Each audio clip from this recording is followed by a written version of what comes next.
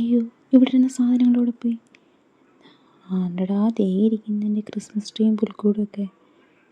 ക്രിസ്മസൊക്കെ കഴിഞ്ഞ് എല്ലാവരും ഇത് കഴിച്ചു വെച്ചു എന്നും പറഞ്ഞിട്ട് എൻ്റെ അമ്മ ചെയ്ത പണിയാണ്. എന്തായാലും അതെനിക്ക് ജോലി എളുപ്പമാക്കി തന്നു. ക്രിസ്മസ് ട്രീ ഉണ്ടാക്കിയപ്പോഴേ ഞാൻ കരുതി വെച്ചിരുന്നായിരുന്നു ഇത് കഴിയുമ്പോൾ എന്തെങ്കിലും ഉണ്ടാക്കാമെന്നുള്ളത്. അപ്പോൾ ആദ്യം നമ്മൾ അതിൻ്റെ ഒരു പോർഷൻ എടുത്ത് മാറ്റിയിട്ട് അടുത്ത പോർഷൻ എടുത്തിട്ടുണ്ട്. പിന്നെ അതിൻ്റെ ലോവർ പോർഷൻ നമ്മളൊന്ന് ലെവലാക്കി എടുത്തായിരുന്നു. പിന്നെ അതിൻ്റെ കാർഡ്ബോർഡ് വെച്ചിട്ട് തന്നെ ഒരു ബേസ് ഉണ്ടാക്കിയെടുത്തു. ക്രിസ്മസ് കഴിഞ്ഞ് എന്തായാലും നമ്മൾ കഴിച്ചു വെക്കുക. അപ്പം പിന്നെ അതൊരു ഭാരമാവണ്ടല്ലോ എന്ന് വിചാരിച്ച് അന്നേ പ്ലാൻ ചെയ്ത് വെച്ചതായിരുന്നു ഈ കാർഡ്ബോർഡ് കൊണ്ട് യൂസ്ഫുൾ ആയിട്ടുള്ള എന്തെങ്കിലും ഒന്ന് ഉണ്ടാക്കണമെന്ന്. അപ്പോൾ ഏകദേശം ഇപ്പം കണ്ടപ്പോൾ മനസ്സിലായി കാണും, നമ്മളൊരു ഷെൽഫാണ് ഉണ്ടാക്കാൻ നോക്കുന്നത്.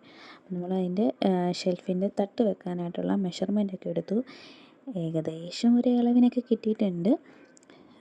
മെഷർമെൻറ്റ് എടുത്തതിന് ശേഷം നമ്മൾ ഓരോ പോർഷനായിട്ട് കട്ട് ചെയ്യുന്നുണ്ട്. വേറെ കാർഡ്ബോർഡിനകത്ത് ഓരോ പോർഷനായിട്ട് കട്ട് ചെയ്തെടുക്കുന്നുണ്ട്. ഇത് ശരിക്കും ഒരു ട്യൂട്ടോറിയൽ വീഡിയോ ഒന്നും അല്ല കേട്ടോ. ഞാൻ എൻ്റെ ഒരു ഐഡിയക്ക് അനുസരിച്ചിട്ട് ഏകദേശം ഒരു അളവിനൊക്കെയാണ് കട്ട് ചെയ്തെടുക്കുന്നത്.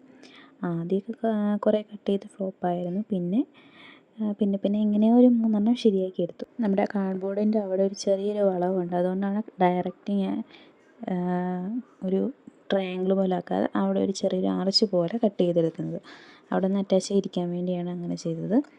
ഇവിടെ ഇപ്പം ഞാൻ ഒരു ട്രയാങ്കിൾ കട്ട് ചെയ്യുന്നത് മാത്രമേ കാണിക്കുന്നുള്ളൂ. അതേപോലെ 3 പൊസിഷനിലായിട്ട് മെഷർമെൻറ്റ് എടുത്തിട്ട് 3 ട്രയാങ്കിൾ നമ്മൾ കട്ട് ചെയ്തിട്ടുണ്ടായിരുന്നു.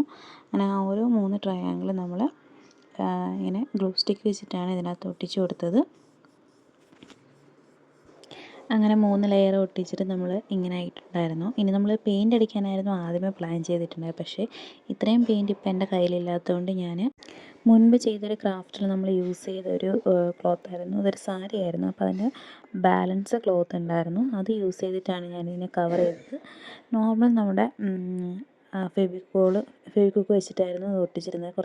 അങ്ങനെ ഓരോ സൈഡുകളായിട്ട് നമ്മൾ പശ വെച്ചിട്ട് ക്ലോത്ത് അതിനകത്തോട്ട് ഒട്ടിച്ചു കൊടുക്കുന്നുണ്ടായിരുന്നു. ഇത് ഈ വീഡിയോയിൽ കാണുന്ന പോലെ നമ്മളിങ്ങനെ ഒരു കോണ് പോലെയാണ് ഒട്ടിച്ചു കൊടുക്കുന്നത്. എന്തിനാണെന്ന് വെച്ചാൽ ബാക്കി എക്സസ് ആയിട്ടുള്ള പോർഷൻ നമുക്ക് ഉള്ളിലോട്ട് വെച്ചിട്ട് അപ്പോൾ ഉൾ പോർഷനും കൂടെ കവർ ചെയ്യാൻ വേണ്ടിയിട്ടായിരുന്നു അങ്ങനെ ചെയ്തത്.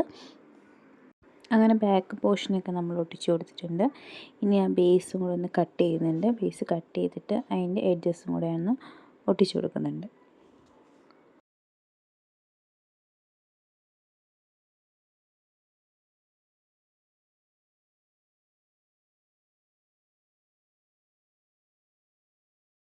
ഇനി നമ്മൾ നേരത്തെ പറഞ്ഞ പോലെ ആ ഓരോ തട്ട് വരുന്ന ഭാഗത്ത് വെച്ചിട്ട് നമ്മൾ ക്ലോത്ത് ഒന്ന് കട്ട് ചെയ്തിട്ട് ഉള്ളിലോട്ട് ഒട്ടിച്ചു കൊടുക്കുകയാണ് ചെയ്യുന്നത്.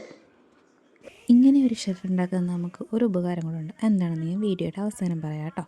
അങ്ങനെ നമ്മൾ ഓരോ പോർഷനായിട്ട് കട്ട് ചെയ്തിട്ട് ഉള്ളിലോട്ട് ഒട്ടിച്ചു കൊടുക്കുന്നുണ്ട്.